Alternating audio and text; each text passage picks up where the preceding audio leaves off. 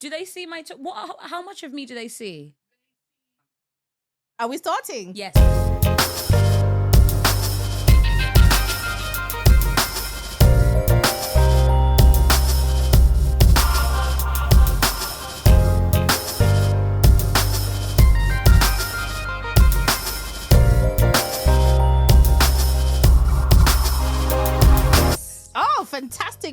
Fantastic.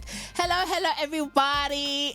We've got here the beautiful maestro. Wow. You know what? I was going to learn how you say my name is Mima, Umamoyo, Umakeza Ngotako. But then I was like, you know what? Why? I was like, you know what? Let Mima do the intro. Because I want to hear it. Because I've always been interested. I feel like you keep adding more things to your repertoire. So introduce yourself, Mima. Okay. Like, well, your you know, the full thing. The full thing, yeah. Ready? Yes, we're ready. Good afternoon, good evening, wherever you are in the world. That's Mima, aka your auntie's favorite auntie, the biggest burger you're finna meet, otherwise known as Umamoyo, Umadewa, Usai, Fumabalanda, Tina Skezmo Tago, Abanye Begeza Ngamanzi, your radio sister, but you can just call me Mima.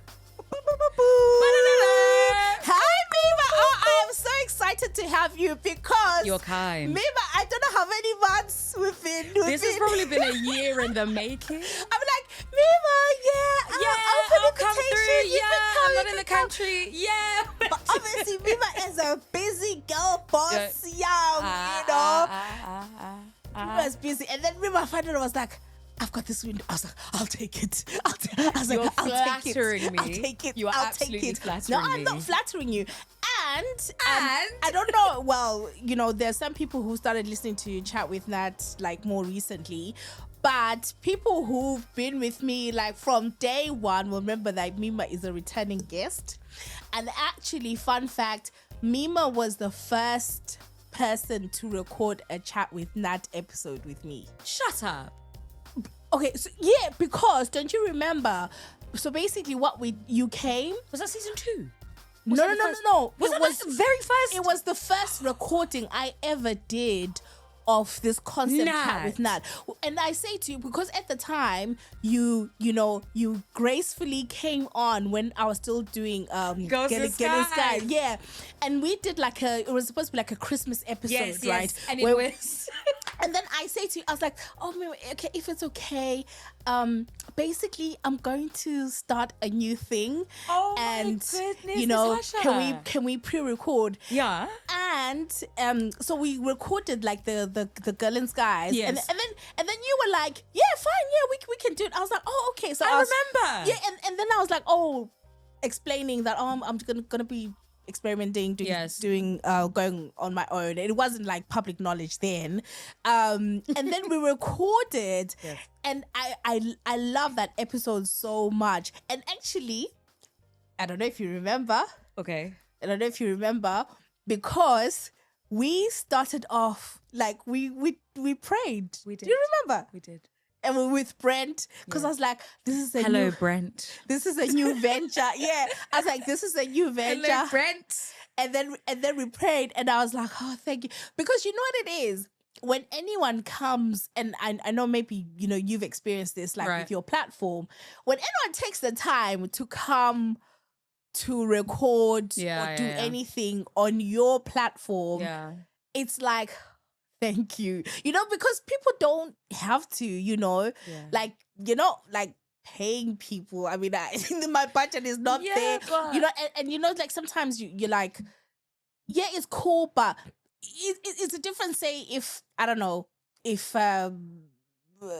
which I don't watch TV. I don't know what the popular shows are in the UK, right? Like the morning show, whatever, or Loose Women, or it's different if they invited someone, because you'd be like, oh my God, people, numbers, whatever. So for me, the fact that you came on, and again, we didn't even know what it was going to what I was going on about. I mean, I still don't know, but we're here. I will always say yes to you, Natasha. I will always say yes to Mafuyane, because it's so easy, but I also think, not even I think, I know that not only I, but a number of us look up to you, as well as Usistoli, you know, for all of the work that you do and did, and being two Black women, two African women, two Southern African women, two Zimbabwean women, to just stand in their truth, in their boldness, in their power. And there is no Mima's Music Mondays without people like yourself, and it just doesn't exist. So I always say yes to you because you're a mummy, you're my mum, you're my big sister. So it's I don't take things for granted. I don't take you for granted. And I guess since we're getting all of the lovely things out of the way, you know, you serve as one of the loudest voices in terms of encouragement and saying this is where you're going to be and this is who you're going to be. Not to say that you're telling me who I am, but more so, how can I say, more so saying that the heights that I want and desire, I am going to reach them, if not surpass them. And so it's always a pleasure to be in this space with you. I hope that my schedule will be a lot more accommodating to chat with Nat, because there are, I was saying to our lovely producer, I believe a lot of podcast mics should be banned. I was saying to our lovely producer, I believe a lot of podcast mics should be banned. And it's yours and Abantu, which is Sharice's, that I do. That doesn't mean I won't do any more in the future. But, you know, and I can't just talk to anybody. We need to be selective. Exactly. Sing and get nonsense scene. Exactly. Can I say it like that? Exactly. Don't get in nonsense, you know? But I'm always here for you, man. Like, no. Don't thank me. It's weird. Don't do that. Listen. I appreciate you the same way you appreciate me. So. No. I thank you. So I'm so excited. So we're gonna get into. But I do have to apologize to people because I just went AWOL without any notice. She's okay. She's back now. Basically, I had one of those weeks where I was like, nah, I can't do this. I have to let one plate fall. And then I was like, I'm not going to like record. Because some of you know that I try and do like pre-records. And then I was just like, it's fine. I was like, you know what? I can't come and kill myself. That's what the Nigerians say. And then 1 week turned into 2. Turned into 3. So how many weeks has it been? So it's okay. We rise, right? Maya and you, we rise it as well. So I know a few people were like, hey, Dad, are you okay? I was like, are you still there? I was like, so just to sort of say, I will always communicate. But this season, I think what I want to do, like with content, before I was kind of like big on consistency. Yes. So I was big on like put things out, which is fine. But then I found that I was now like with everything going on, it's now like Monday and I'm like, oh, let me just record something. And actually I was like, no, I want like the conversations to be like chunky, meaty, meaningful. Juicy. Jan. So sometimes it's like a slow roast. It may take time. But it's a stew. Exactly. And I think that that's even a word for someone listening in terms of just keep going. And sometimes plates fall, sometimes they stop spinning. The most important thing is just to pick them up where and when you can, and just be kind and be graceful to yourself. Absolutely. I'm telling you, but you know, be kind and graceful to yourself because we're just all existing and we're trying to make it work. Listen, when I tell you, oh my God, hey, life. I was telling someone, I said, this season of my life, I said, I don't want anyone to just bump into me, because when you do, you'll be like, hey, what's going on? You'll call me like, is she okay? But that's sometimes that's you meet people and you meet things at really interesting and weird times more than you know, and sometimes that word of encouragement or that release is what's necessary. So if you do bump into Nat, please ask her how she is. Just ask her. I'm actively avoiding people like, oh, don't avoid. I say, you know, like I say to my friend, I used to be like, oh, you know, I used to be the person who's like, I do my nails like every month. I'll do. I say, hey. It's the thing. Well. You have to do those things though. And I'm gonna make sure, girl. But anyway, see, we're running away. Anyway, we're running. Let's go to the topics because You were about to become the topic for today. I was about to, because there is a very serious issue. Oh gosh. That I feel it would be remiss of us. Remiss of us. My goodness. Not to amplify and bring awareness to amplify to this issue. You know, as responsible, people, as responsible citizens, as responsible Zimbabweans. Wow. Some of us there's by not many of them. Mima by heritage, because we're going to get into that. We'll get into that, yeah. Luke Tawanda Philemon Humba. Luke Tawanda. Listen, the lady I follow, her name is Emma Grede. She's like, Luke Tawanda Philemon Humba, and then later on she was like, it's Philemon. So people were like, girl, you were saying Philip man. But imagine that's what I saw on my so for context, yeah. for those that are not aware, one day all of us woke up. Yeah. If you have TikTok, and there is this woman who is saying Luke Tawanda Philemon Humba. So this name had different variations. Yeah. And basically she was saying that she has had children by this man. She has 3 children. Yeah. 2 of them are 7. I can't remember the age of the oldest one. At 10. Yeah. And he has been missing. He's been missing for 7 years. Yeah. And so she came to TikTok hoping that someone could help locate the father of her children. Yeah. Luke Tawanda Philemon. When she came and made the clarification, Philemon. I said there's no doubt. Because at first I was thinking, because I know like a lot of like, especially Jamaicans who may have Zim names just because of that 19. So basically, this is before your time. The era when Bob Marley came to Zimbabwe. Because like there's a lot of there's a lot of Jamaicans who maybe briefly like visited and some actually stayed in Zim, right? So you will find there are some Jamaicans who have especially Shona names. Interesting. Right? So initially I was kind of like, it may be that situation. Maybe this person is not. That your mind went there. Yeah, because I was like, maybe it's not. But when she said Philemon, I said, I literally sat there and I said, Philemon. I said, yeah. Me and my mum were like, is it true? We really questioned the authenticity of this. Is it a social media gimmick? Is this? And it's not to say the woman she could be lying. Yeah. But you have to question the validity, the validity of the internet these days. So I can speak to that a little bit because so her name is Emma Grede. Okay. I've been following her for a long time. So prior to this? Yes. Okay. So she's never really spoken about the father of her children, right? What I know, I started following her so she was in London, but then she...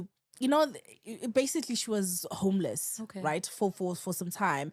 And they're doing this thing where like you don't have a choice and they'll say move up to Doncaster or wherever, right? So she moved up, I forget where exactly, but it's in the northeast of England. Goodness. So that's when she started like TikTok, where she was trying to, I guess, just kind of use TikTok as an avenue, and she was chronicling like their homelessness journey, moving up to the northeast, and obviously like now she's now in a same-sex relationship. So she's always been like an interesting person, right? Right. So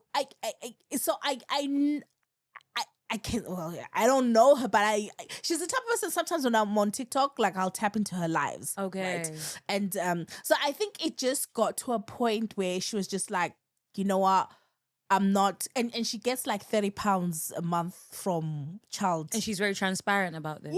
Yeah, because she actually gets money from I don't know what it's called. Is it the state? Child CMS or whatever. Okay. Like, but she gets £30 per child. She's always saying £30. I don't know. I'm not sure. I'm not sure whether. But either way, that's dire. Yeah. Either way. Yeah. So I think it's just for me. I kind of, because a lot of women feel shame. Like anytime this has happened, where people like call out, people are always in the comments, what's the other side of this? Which is what they're saying to her, right? Like, what's his side of the story?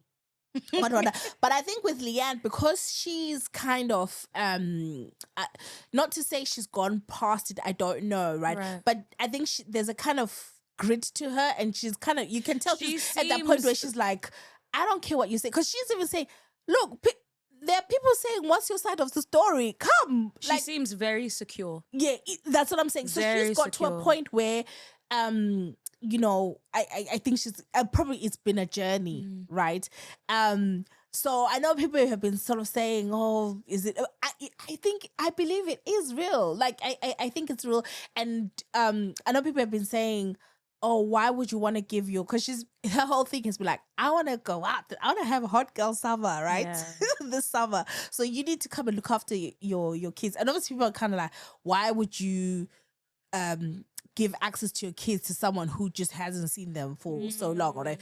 But because I go into her on her lives, like she's quite like, she's like, listen, I understand, like it's gonna be a process. All I'm doing is I want to start the process. Yeah. Right. And it will be a proper process, whether it may not lead to him having access. We just need to know, like, what's going on, like what's your state of mind. At the end of the day, those are his kids. Exactly. So and I think she's also doing it for record's sake, right? Because when the kids are grown, you know, they can't have Luke Tawanda comes and, oh, your mom kept me away from you. It's like you know, it's on record. But I like the fact that women carry shame, right? You like the fact that women carry shame. Oh no, sorry. Let me. Thank you. It's a good thing you're here. Active listening. I like the fact that in most, forget that I like the. It's okay. English is not my first language. Saying it's in Ndebele will translate. In most cases, women carry shame. Yes. Right? And obviously everyone has to take responsibility for whatever, right? But then it usually just stays with the woman. And then the woman just like keeps quiet and just gets on with it. And nobody wants to hear a woman whinging, crying about, oh my God, kids, whatever. They don't want to hear it. Because ultimately you're going to then say it's her fault. Exactly. So that's why women keep quiet. So I think what I've seen, like some TikToks when people are like, you know, what she's doing is she's, because of who she is as well, she's so secure, the shame is firmly on the man's side. Right? Like she's kind of done it in a way where it's like the shame is on the, which normally isn't the case. And it's kind of like women are normally like shamed or whatever. But I mean, who knows? Like maybe I don't know, maybe he has his reasons or whatever. But I guess the thing is, at the end of the day, it's just like, yeah, why should she just suffer in silence? Which camera can I even look at just to... There's a saying in our culture, in Sadak Nguni culture. Yeah. Ithi indaba zabantu bayi-2 azingene. Yeah. Which means the things of two people, we don't get in them. It's not to say we don't get involved, but we truly don't know. Yeah. Me and Natasha can be doing kiki kaka right now. You'll never know the truth of the situation. Exactly, yeah. But I think you're quite right in the sense of it exposes and it brings about a bigger conversation about parenthood and who shoulders parenting. Me and you both know, whether it be friends, whether it be relatives, we know single mothers that have single mothered from when they got pregnant and they have husbands. They have partners. That's true. The fathers are in the lives of their, like, are in their lives. So I think it's you're quite right in saying the onus is now on him to come and say. And it's not to say it has to be to us publicly. No. It doesn't need to be to us at all. Yeah. But the onus is now on him to say, okay, how do I look after my children? Because at the end of the day, there are 3 children who didn't ask to be here. Yeah. Now they are here.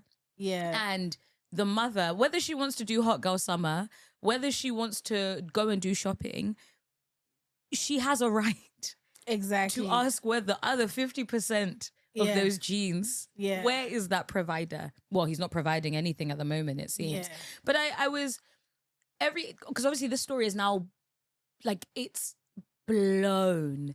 Literally, it has blown, and people are making fun of it. But I think the real seriousness of it is there's a mummy who has 3 children, and from what it sounds like, she's been mummying all by herself, mummying with her relatives, mummying with her friends, and this person is non-existent. Yeah. The one thing I hate, there's few things I hate in this world, Natasha, very few things, but the one thing I hate and I despise, people that don't look after their children. I cannot stand it for the life of me, because who are your kids supposed to be raised by? Yeah. Who are they supposed to be raised by? Exactly. Exactly. Were we there? We weren't there.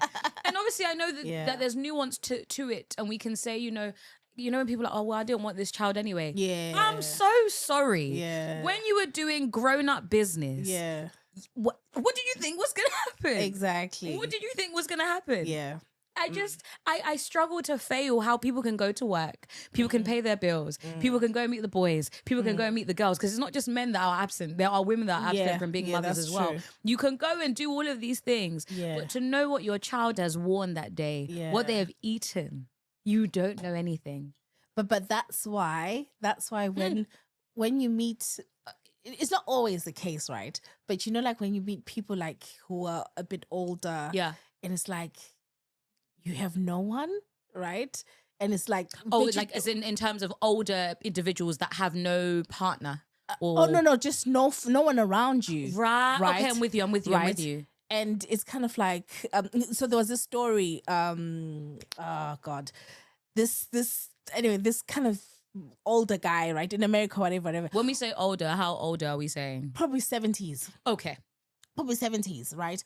Who it was a TikTok thing. Basically, this young woman, right, was like, oh my God, uncle, whatever. It became like a thing. So where she granted, but continue. Yeah, but where she was now trying to raise money to like help him find housing. Right, okay. Like he had a whole sob story. He didn't have this, he didn't. So she was like using her money, and obviously she was like on TikTok. And like a lot of like older, especially like Black women were like, girl, you don't, there's a reason why no one is around. Yeah. So don't, and for sure, she kind of got burnt because he, I don't know, like he was now asking for more money and the whole thing. And it's kind of like, sometimes it's, people will think, like, you know, like in this case, like whatever, these kids, but these kids are going to grow up. Yeah. Right.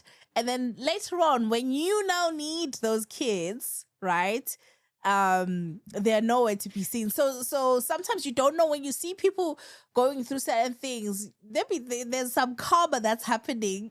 We see it all the time though. Yeah. We know of so many stories, of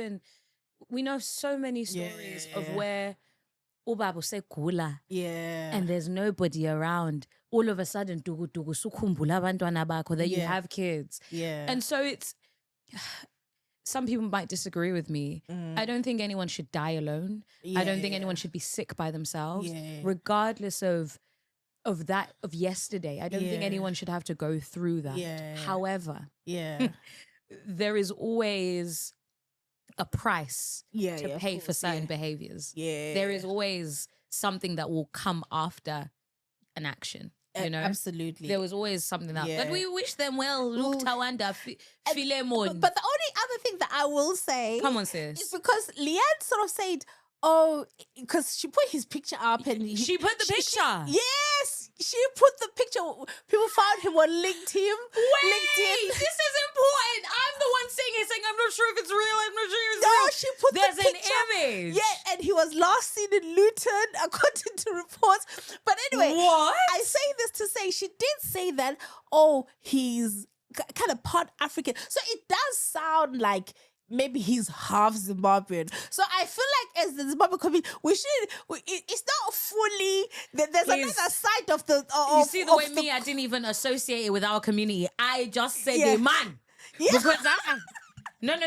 Because do you know what? This has been, no. Do you know what has been so interesting to see? As soon as we heard the name Tawanda, people were like, everybody said, you see Zimbabwean men. This is why I say about Zimbabwean men, and Zimbabwean men this, Zimbabwean men that. Sister, it's enough.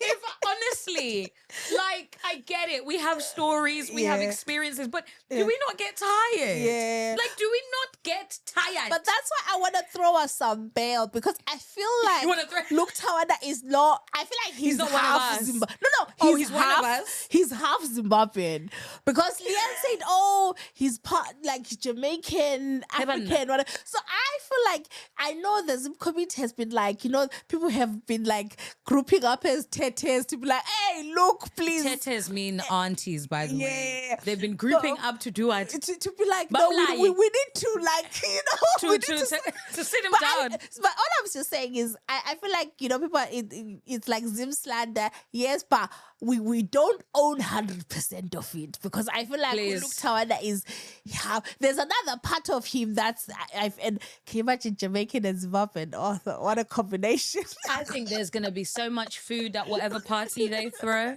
I think, whatever I want us to stay on track with the topic and the matter. And the matter is, there is a father who hasn't been present for his children. So Leanne and Luke Tawanda Philemon Humba, we wish you well, guys. And we really hope you are able to parent your children really, really well. And they grow knowing both of you. And also knowing that you guys, you were able to hopefully restore that relationship. Anyway.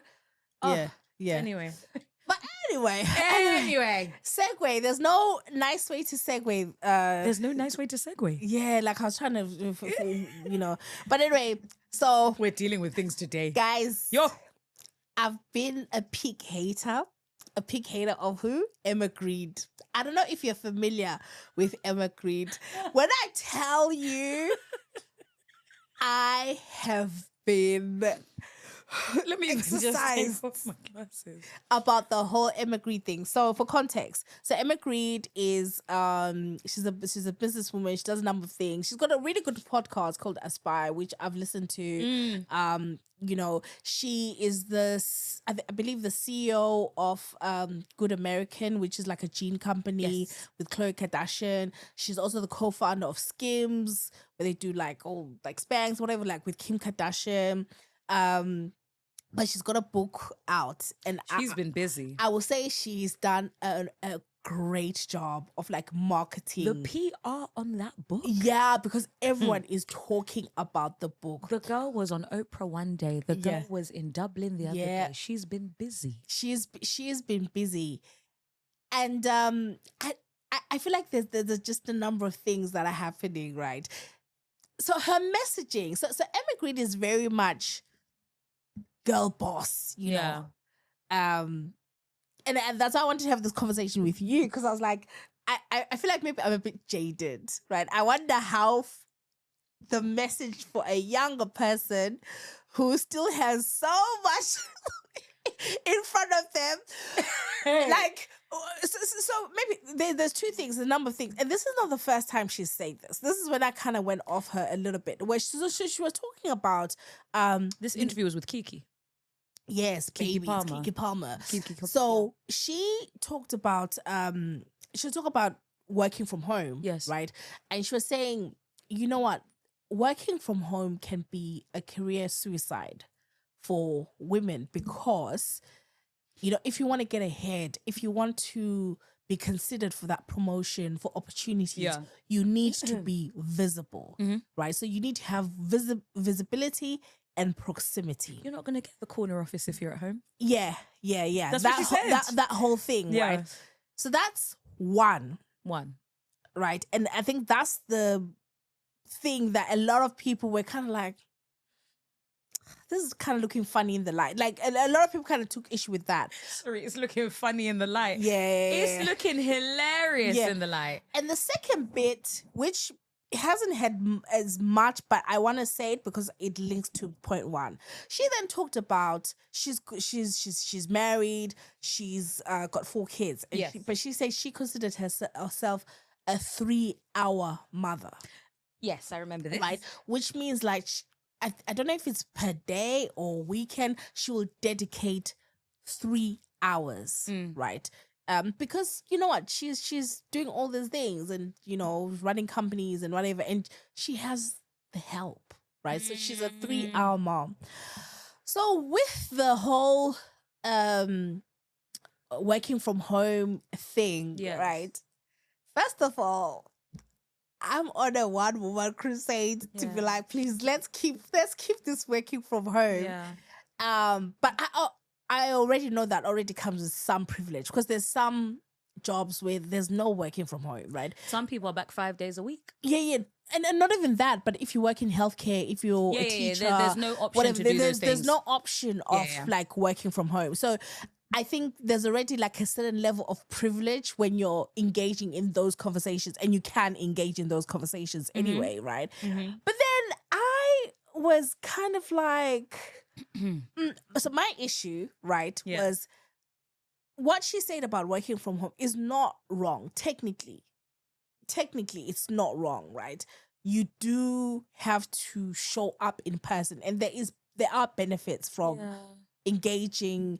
Sometimes I find that when I go into the office, and especially if the right people are there, right? Because there's a part of like just going to the office and your team isn't around. But if the right people are there, you're able to like solve things quickly instead of like emails back and forth. You're able to it helps so much. But I just feel like, how can I say it? There's something about, you can say a thing, but if you hold a certain level of power in terms of you have your own businesses, you are a business leader, you have some levers with regard to how you design and create the infrastructure for workplace, right? You can reimagine what that means, right? We're not saying it's like, going to the office is going to end, right? But it's just unfortunate, like for a woman, right? When we already have, say in the UK, like all these Alan Sugars, all these people that are like, people need to come back to the office. And if you look, these are people that have shares in Pret and whatever in the lunchtime economy, because you need people that lunchtime economy. That lunchtime economy is a thing. It is a big thing. Lunchtime economy. Real estate, since the real estate is from American, like property, like but all the people that let out to offices, they were getting burned. So there's a need to kind of uphold even transport, right? Transport, they need people to be going into the office. So there's a whole ecosystem that relies on that, because literally it's the factory model, right? Where people used to go to the factory, 9 lunchtime, 1 hour, come back, you're on the factory belt line, whatever. And that has just been, that same framework has just been like lifted and put and kept going for so long. So my issue, because clearly I can talk about this forever, it's just like, girl, okay, capitalism and all this stuff, we know, but it doesn't need any more champions, right? And you can, as a woman, you can, oh my God, what like, don't you want to create like imagine a new type of workplace, imagine a new type of culture? I don't think Emma's, let me start by saying Emma's highly accomplished. Yeah, of course. Highly accomplished, highly successful, and she is probably going to be classed as one of the most successful women at probably the end of this decade or even the next. I think her name is probably going to be put next to a lot of big names. She's done really well for herself. Listening to that snippet, I remember the first time I heard it was on someone's story, and I clicked off of it immediately when she said what you were saying about suicide, about it being suicide. I clicked off of it and I didn't listen to the rest of it because I thought it was very tone deaf in the world that we now live in. We went through COVID, we survived COVID, and now there's a different way of working. But I think also through COVID, if we look at things holistically and we look at things emotionally as well, a lot of things changed for a number of us. A lot of us got sick and never got better. A lot of us got sick and died. A lot of us got sick and our lives had to change. A lot of us got sick and we got wake-up calls. Even if we didn't get sick, the proximity into which that we had sickness, or the proximity in which you had a wake-up call, meant things had to change. Some people realized, oh snap, I have children and I want to be at home. I want to see them grow. Some people were like, oh, I don't want to live here anymore. So we all had this, if I can say, catharsis, or these very much cathartic moments where we're like, this isn't everything. So what Emma was talking about with Kiki, I think it's for a specific type of person. However, I will say that there are aspects of what she was saying that still do exist within the corporate world. Yeah, of course. Me and you are adjacent to the corporate world. And I have the pleasure and privilege of working with a lot of lovely individuals within corporate setting in corporate settings, across private equity, across real estate investment management, across banking, across tech, across startups. And all of them, be it man or women, just for this context, they want to spend time with their family. Yeah. They want to slow down. Yeah. But all of the women I know want to be at home. And it's not to say they want to be at home not working, but if there is that option, let's do it. However, in that same breath, the corner office that she was talking about, I do understand that we don't get it by not being seen. Yeah. But in the same way, the world is different to what it was 10 years ago. Yeah. So different. JP Morgan, for example, I can say this because they publicly have said it, have people going back to the office 5 days a week, which is madness to me. Goodness 5 days! That is crazy. 5 days for me to go queue in Canary Wharf on the Jubilee line. Yeah, you're bugging. But then I think we're no longer... I don't want to say we're no longer a society that's chasing money, but I come back to what I was saying about COVID being very cathartic and people having to face their hubris and their pride and being like, I don't think this is actually for me. Let me do something else. I think Emma knows her privilege. She knows her privilege. She knows where she comes from. She's from around here. She's from the East End of London. Yeah. She knows how she grew up. And so I don't think we need to take it back that far and say she doesn't understand it. Emma understands it. She knows it. Her delivery, however, nah. Yeah. It was, and if you read the comments, you know, there's some women that are like, yeah, Emma's right. Emma's completely right. You know, if I want to be ambitious, and then it's a question of ambition, but you are ambitious. Some of us are ambition about our families, and that is still ambition. I guess it's, you know, how you introduced her, this boss babe culture. Dare I say it's a bit toxic? Dare I say it's a bit scary? Yeah. Part of the reason why I don't know if I'll ever find myself in corporate because of my free-spirited nature, but also because I don't know if my ambition is to achieve and have that much financial or economic capital that I'm like, because I started by saying she's successful by an economic indicator. Okay. But the other things that how would I class her success? Is she happy? Not happy and temporary, but is she joyful? Yeah. And that thing of being a 3-hour mum. Yeah. Maybe she's accomplished in her motherhood by being a 3-hour mother. I don't want to take what she was saying out of context. Yeah. But maybe that is, you know, she's running these businesses. She spends all day in the office, but she comes back to do bedtime. Yeah. I'm not a mummy, so I don't understand and see certain things. Yeah. But I think mummies try their hardest wherever they are. Yeah. I think she's trying her hardest wherever she is. However, there is context to Emma's story and how she got her businesses, right? Yeah. How she got, who she's in business with, how she got her businesses. Yeah. And it's not to say, I don't want to sound like I'm not bashing Emma. I really don't want it to sound like that. And I don't want it to sound as if I'm saying that her husband is her benefactor. Yeah. Because people are going to hear that and think, oh, so you're saying she doesn't work hard. I didn't say that. Yeah. But the proximity to which she has attained her things has been hard work and also proximity. Yeah. We can't deny that. Exactly. We can't run away from that. Exactly. And so that's a really key part of the story. But I was disappointed. When I heard that, I said, oh.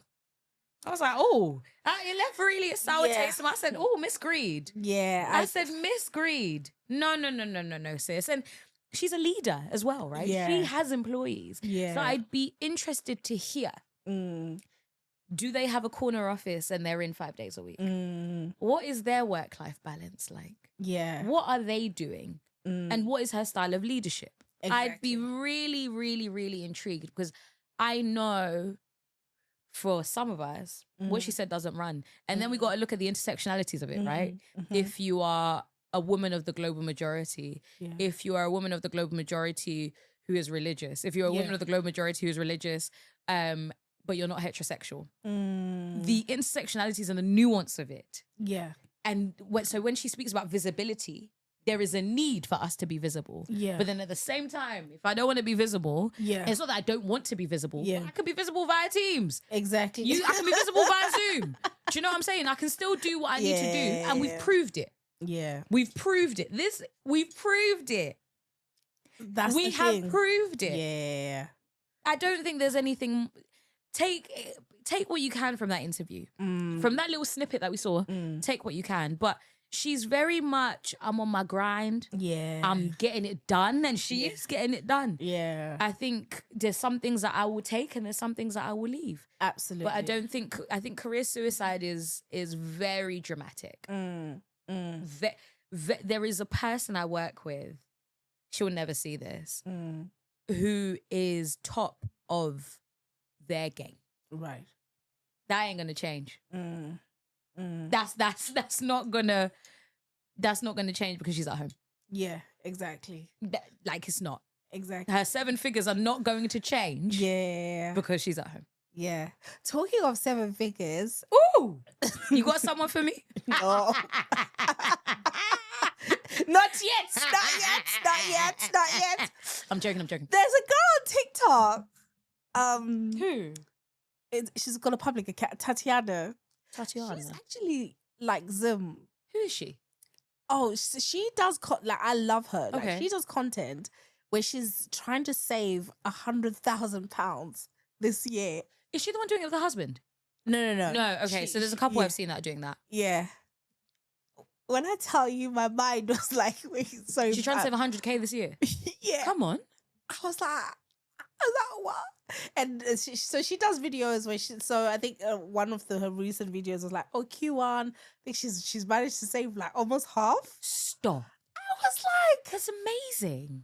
I was like, what am I doing wrong in life? I was like, what is she doing? She works in she's just saying tech sales, but I guess she wouldn't like because it's and she obviously has other businesses as well that she must be running. That she has side hustles, but they're possibly. I'm sure, but I think amazing. I think she earns a lot from her work. corporate job, right? And it sounds like it's one of those jobs where you get commissions, like you sell. I was like, wow, this is. I said, that's who Emma Grede is talking to. But then at the same time, she could be talking to Tatiana, but she's also talking to us. And I think to go back to your original point and why you want to talk about this with me, you have a lot of life left, Natasha. Yeah. But my view on life is, I would say, is a lot more, it's a lot different to maybe some people. I will be wealthy. I don't have worry or question about that. Yeah. But I will be healthy as well. And so my view on it is I could attain all of these things. I could obtain the corner office. I could, all of these things. I could do it. I will have it. Fine. Yeah. At the end of the day, what will it matter? So I'm very much in my, I would say, I've always been in my joy bag. If you know me, I've always been in my joy bag. Yeah. But it matters now more than ever because there's certain things that are just not worth your peace. There are certain things that are not worth like a pound of your flesh. And so there are some people that are like-minded like me, but they will still believe what Emma said. Yeah. Different strokes for different folks. But, if you do have 7 figures... Please give 10% of it to the Church of God. Hallelujah. That's tithing. And 10% to people who need charity. I was going to say 15 for us, but you keep that 10%, Natasha. I'm not going to ask for more than what you would give to God. Can I, sorry, let me even just get there. A man giving you money, would you accept? A man giving you money, would you accept? And so when I say a man, I don't mean a random man, by the way. I mean someone that you're seeing, like your partner. Would you accept them giving you money? Yeah, I guess if we're building. Okay. Like we're together civilly, like, and we're like building a life. Okay. Like, yeah. Okay. It's a very random question. It was just me and my friend were talking about this the other day, but also we live in a culture where he's got to pay for your nails. And he's got to do these things. But then also, I am also talking the other money stuff to say, baby, I know you're going on holiday. Here's 1,000. Yeah. Part of me just feels like I struggle to accept things anyway. Okay. But I'm like, should we be saying yes to a money? I mean, obviously there's no such thing as a free lunch. Do you believe that even in a relationship? Yes. Okay. I believe that in terms of relating to people. Right. So that's why I said, if we're building something, like, I mean, if we're married or we are locked in civilian, because if we are, there'll be a weekend where I have money and I'm like, let's go out. I understand. And do you know what I mean? So, but I do think there's no such. So I think if someone you don't really know that well, maybe you just started talking to or whatever, it's just like, here's a grand. Do you know, I'm gonna think it's drug money. Yes, so I'm gonna think it's drug money. So I think you also have to kind of use wisdom and discernment. Yeah. Right? Because, but if it's someone that, you know, there are people that even just your friends that you've been through, you know what I mean? And maybe they come up and they're just like, oh, I've got this, you know, I'm giving you X amount. So I think you would be the judge. You would know, like, kind of what's genuine, but there is no such thing as a free lunch. Let's park that. Yeah. Let's park. That's an interesting. We'll finish this one off air. Okay. It's not about me. It's just, I don't know. We live in a really interesting ecosystem at the moment. It's transactional. In terms of relationship, in terms of romantic relationship, in terms of friendship. We live in a really interesting ecosystem. Yeah. But we'll pick this one up. No such thing as a free lunch, which is going back to the point that I made, because if you're doing life with someone, they'll give you lunch one time, you'll make dinner. It's an exchange, reciprocation. So exactly. Oh, you're going to do lunch, I'm going to wash the dishes. So it has to be, and obviously I know there's this whole thing of like, oh, indoda mast. I don't know. I don't know about that one. The facial expressions I'm going to clip from, I'm like, the whole indoor mask thing, I worry that it is damaging both women and men. A man must do this. A man must do this. Because we're saying a man must do this in order to be my partner, or we're saying a man must do this in order for them to be masculine. Are we saying a man must do this in order for them to be known and seen? I think a man just must love. Wow. And when I say that, I say that a man must just, and so if we're going to break that down, what I mean by just love, they need to love God. And when they love God, they will then love themselves. Because if they're not loving themselves, they're not going to love me. So when we come to saying indo da must, we're really focused on these things that, this is a lovely sofa, but just we're focused on the material thing that they don't matter. So it's, I have so much to say on this topic. No, I have so much to say as well. And the only thing I think I also will say is, especially for like younger people, I always think like, if you're dating someone who's in their 20s, who's just finished uni as well, where are they going to get extra money? You know what I mean? Like, it just doesn't make any sense. Well, this is why I'm saying to you, when you were saying if someone gives you 1,000, I'm going to say you are doing shiga. You are doing dodgy business. Oh yeah, and obviously also if like there's no discernible income, like you can't make sense. But they don't care these days, Natasha. The ones that are coming after us, they don't care anymore, friend. They don't care anymore. And it comes, I don't know if you've been seeing it in the press and in the news about, not in this part of the world, but on the other side of the world, about how in South Africa they have SARS. So for people that don't know what SARS is like HMRC in a way. And they've been doing a crack down. They have been doing a what? A down of the crack. And within that crackdown, there are people's husbands that are being what? Arrested, or their things are being what? Appropriated, I believe is the term when things are being taken. But the partners don't know where that money has come from. Hello? Right. How can I be living in my nice little 2-bed, let's say for example, in my nice little 2-bed in where? Let's say in Romford. All of a sudden, baby comes home and says, hey, Mima, we're now going to be going to live where? In Essex. In nice little big Essex. I get to the house, 7-bed. But I'm now 2-bed. Romford. And now we are, and Mima hasn't asked questions. I'm scared of you. They don't care anymore, Natasha. Which is why I come back to the thing of indo da must, at what cost? And there's a beauty in the process. Like there's a beauty in the journey of life, building with someone, you know, reflecting on, oh my God, we moved from our little 2-bed to like a 3-bed. And you also have equity in the journey of life. I just don't like those relationships where it's like equity in the journey of life. Yeah, because I don't know. Maybe it's because I don't have the money or whatever, but I just don't like the scenarios where like maybe it's usually the woman, right, who's like kept, right? And I'm always like, what happens when the rug is pulled under your feet? Like what actually happens when the rug is pulled under your feet? Let's not even talk about the equity of life. That's the nice bit. The other thing is jail is very scary, guys.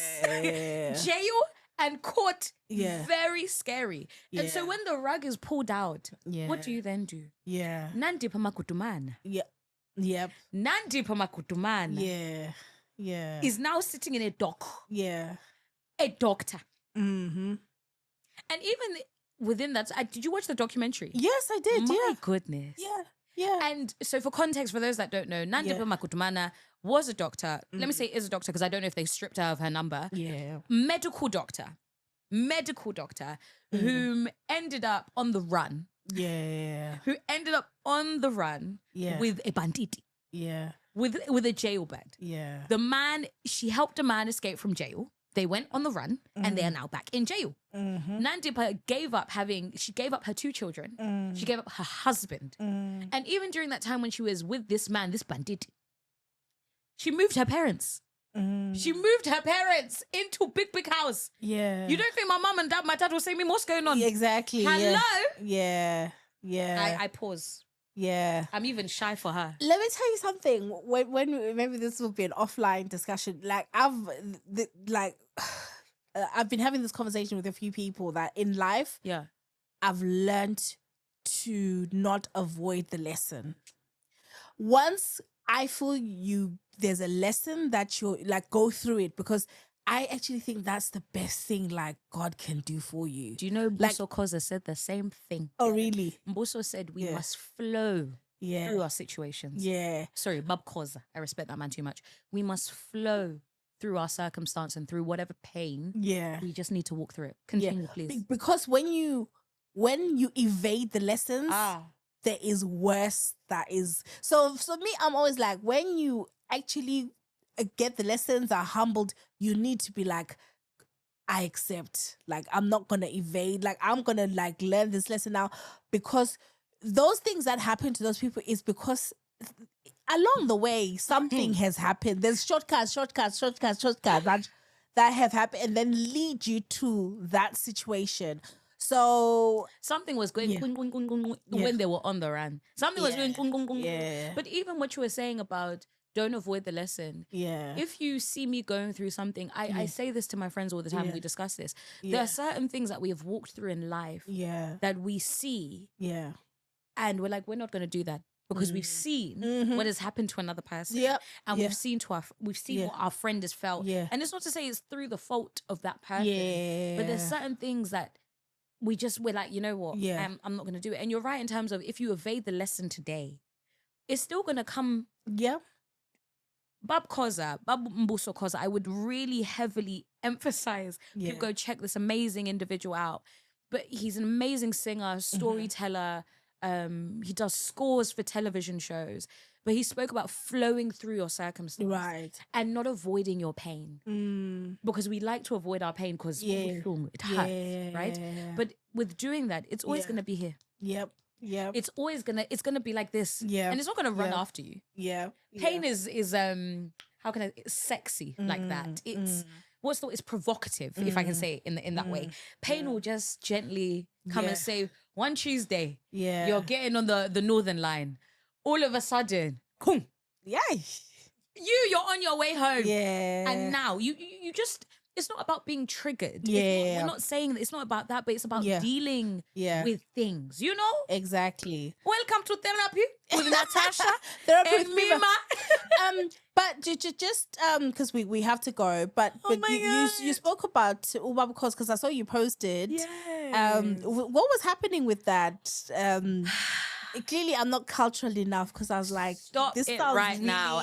And it's something that I rich and- really yeah. want to talk about, actually, funnily enough, when you're saying you feel like you're not cultural enough. So not you specifically. Yeah. So I was at the Barbican. Okay. And there is an amazing artist called Abel Salautwa. Okay. Abel Salautwa. And Right. he's a cellist, which is the massive violin type like instrument. And he's a singer as well. Oh. And it is basically Abel Salautwa and friends. Okay. And the friends were Dr. Nduduzo Makatini, who is an amazing pianist, but he's also an academic. He's a PhD. And then we had Khonse Makene, who is an amazing, amazing drummer. I think he's been drumming for over 20 years. Right. He does not look, he's not as old as, he looks very young. Yeah. Like the skin care is Yeah. solid. And then we had Uba Mbuso Khoza. Okay. And these were his friends. And it's a part of a series at the Barbican called the Mohopolo weekend. Okay. Ancestry weekend. Yeah. Basically, Mohopolo is to remember. All right. And so the day that I went, all four of them were performing together for the first time. And across the weekend, they will or are performing. Okay. And so another big night will be Sunday, the 26th of April, where they will be dancing, where there will be dancers. So one of the lead dancers is a man called Mtutuzeli November, who's an amazing, amazing, he moves so beautifully. Yeah. Ballet is what he does. And he has an amazing collective called M22 that flew in from South Africa. And they're going to be performing at the Barbican on the 26th of April. And when I tell you, I don't have enough words for what that evening meant for me and for the audience as a whole. But I want to wrap, I know we need to go, but I want to end on this. When you're saying that you feel that you're not cultural enough, there is a shortage of opportunity for people to go to the arts. Me and you know this, as people that frequent the arts, there is a shortage of opportunity. But then also there's this thing of how do we highlight these amazing things? Because the Barbican should have been filled with people like me and you. So there's another conversation to be had there. And Dr. Makatini was talking about Black performance being in trouble, Black being as us as Black people that perform, Black performance is in trouble. And why is it in trouble? I would say in a Western context, because we are in London, I would say Black performance is in trouble because we don't know. We don't know about it or we don't go to it. And that's a shame. So I really, really, really am excited to launch. I'm not going to say it here, but something is coming. Yes, something is coming. So I'm really, really excited about that. And I'll come back and talk to you about it. Ooh.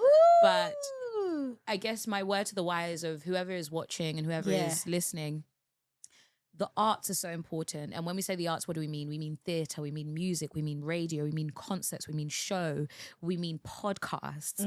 We mean anything that you consume that makes you feel good, that is just, it's improving your well-being in a musical, in a dancing, in an acting way.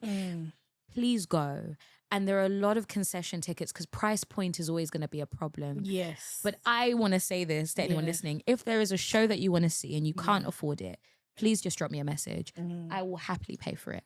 Because there is... Are you sure, Mima? Yes. People will... I will happily pay for it if I have the budget. But I will happily pay for it because I just think there is so much that we gain from going to things. The amount of things that we got from going to that Barbican. We got a 15-minute lecture in Milton Court Concert Hall from Dr. Makatini telling us how this is not a performance, but this is an improvisation. And we've been invited into this room as people that are part of this rehearsal. We got an introduction into Bab Khoza's heritage about how he has lineage all the way to King Utachwayo. Oh, wow. You don't get these things. Rarely do you get them facing you. You know, you don't get that type of history every day. And so when you get it, you get it, you know? So, and I have a picture with all of them and I got to, oh my God, I'll show you the video. I got to you should have seen me. I fell out of my chair. And I just have to say a big thank you to Mtutuzeli because Umtutuzeli did the thing that a good person does, but also what a lovely person. He literally brought them to me. He was like, he doesn't know that I heard this, but he was like, oh, I really want you to meet this special woman. Yeah. I could have just fallen on the ground. How dare you? How do you introduce me as special to the Abel Salautra? Oh! Sorry for shouting. God. So Norma as well, sis Norma and Mtutuzeli. Mtutuzeli, I love you. I haven't said that to you, but I'm saying it now. I love you. I love you. Anyway, I'm done. No, that's amazing. I can't wait to hear how Sunday goes, or how Sunday has gone, rather. Yeah, and I can't wait to hear about what you're gonna launch and stuff, because it sounds really interesting. Because I always see things through you, because I saw you posted you went to Inala. I'm a community peeler. So I was like, oh, these are like quite cool things that are happening. But I like these pillows. I fluff things up. I was just like, oh, but I just didn't know, and I was like, oh. But that's what we're gonna change. That's we have. Let me tell you something that you probably don't know. Lady Smith Black Mambazo is coming to the country. They're going to be performing at the BBC Proms. They're going to be doing a Graceland. There is so much happening. Yeah. And it's such a shame. Yeah. I'm going to say this. It's such a shame when we go to shows that are for us. Yeah. Of course, they're for everyone. Yeah. But they're for us. Yeah. Because we resonate in a different way. And you look in the audience. And it's not. That hurts me because... there are people that are crying for home, but are crying to... Anyway, we gotta go. No, I hear you. Even like I had a similar experience with Bongezi where was it last year or whatever? He was even on Thursday. I know. I saw. I just couldn't. But then when I saw it was a Hackney or whatever, like but I was proud. Performed at Earth. Because his crowd was, I will say, 78% was white. Jabulile Majola, he's going to be performing at South by Southwest. It's a busy time. There are so many festivals. I believe Silent Law is coming to the country as well. Oh, I love him. Sister, there's so much happening. Silent Law, I want you on the show. I'll drop him a message. Yeah, please. We can call him after this, actually. Is he coming on your show? No, not my show. We didn't even talk about Mima's Music Mondays. We can talk about it another time. I'm gonna put links, but Mima does Mima's Music Mondays, and she does a show on Extra Radio, like live on Sundays. I have a radio show. That's what you're saying. I have a radio show.